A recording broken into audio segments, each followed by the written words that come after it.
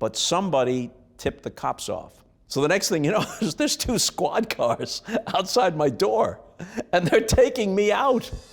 1969, Comac High School varsity basketball tryouts. Yes. I think you hit 88 of 100 free throws. 91. 91. 91 out of 100. Only to then still get cut. When Coach Pete Ferenz cut me, social studies teacher / basketball coach, he said, I could keep you around for comic relief, or I could keep you around just to shoot technicals, but you have to be in the game. And if I put you in the game, you can't guard anybody. I know you can shoot, but you need a triple screen to get the shot off. So this is my way of telling you, you're cut. But he also told me, as did the baseball coach, you ever think about broadcasting? Yeah, that's pretty much all I think about. Good, try that. Because those thoughts first started creeping into your head when you were like 10, 11 years old. Yeah, I could never separate the broadcasters from the games. If I was shooting baskets in the schoolyard by myself, or throwing a rubber ball or a tennis ball off a wall and doing an imaginary game, I'm hearing Mel Allen or Red Barber or Marty Glickman, who practically invented the way basketball is called on the radio. Great, vibrant voice, he was wonderful. And then later in his life, he became a mentor. What happened where you were suspended for 3 days? We were playing basketball at Wood Park School. And one of the kids, not me, the gym teacher's door is open. And that set of keys, remember how every teacher had this huge set of keys? Mm-hmm. What could they all be for? There's like 15 keys. He stole the keys, okay? What are we gonna do with this? Wait a minute. Now I'm the guy saying this. You know, we're not gonna break into the school and steal. We're not gonna do that. But how about this? It's wintertime. We can go in, we'll arrange a game. Every weekend we'll go in and we'll play in the gym. We'll have our own league. And we did. And this went on for like 6, 7 weeks. And it was a tight group because we didn't want the word to get around. But somebody tipped the cops off.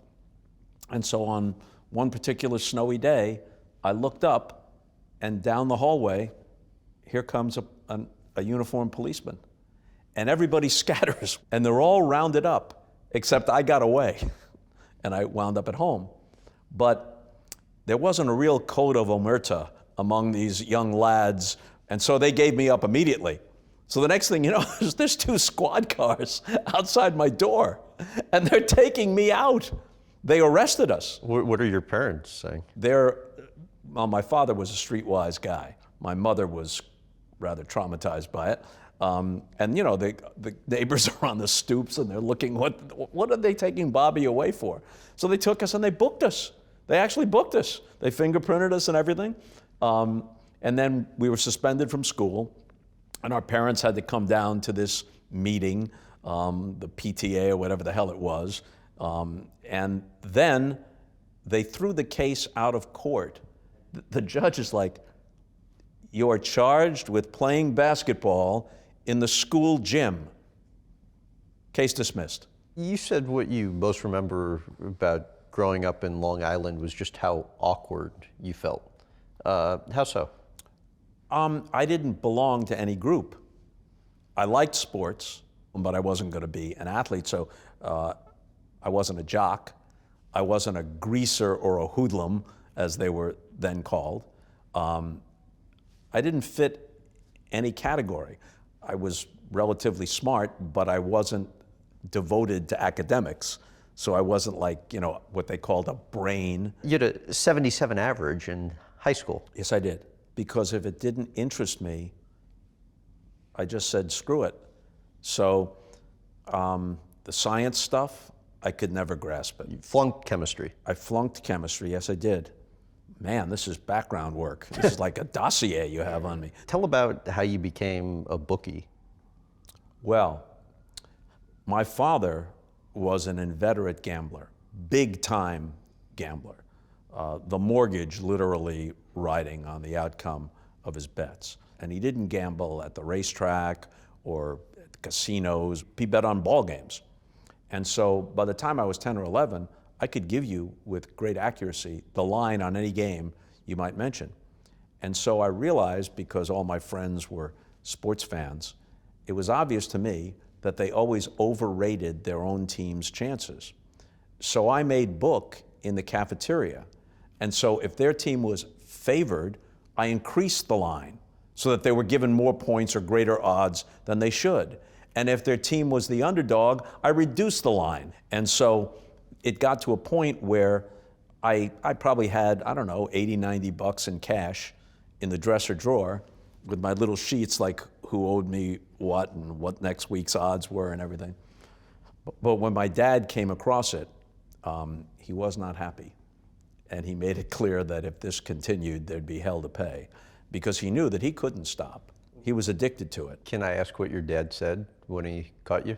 He said, "Robert, I can't stop, but you shouldn't start. Don't start."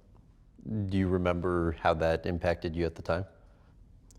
In truth, I was just more afraid that he'd kick my ass, because back then, dads kicked their son's ass. The profundity of it and the poignancy of it only occurred to me much later. And what's your opinion on why the family moved cross country? Oh, it's not an opinion. I know why we moved across country in 1960. My father had gambling debts, significant gambling debts, and he couldn't come up with a scratch to pay it. And not paying on time with these guys was not pleasant. It was easier to escape then. And how did you know that was the case then? Oh, I kind of figured that something was up because our house went up for sale very, very quickly, and it sold quickly. And across country we went, but the upside of that trip for me was you'd listen to the Pirates on KDKA in Pittsburgh, and the Cleveland Indians on 3WE, and the Tigers on WJR in Detroit, and I'm hearing all the different broadcasters, and I'm absorbing all this baseball. KMOX had a powerful signal, so we heard the Cardinals for a long time on this like 5-day drive. But when we got to around Nevada, through the crackle and static, here came the Dodgers.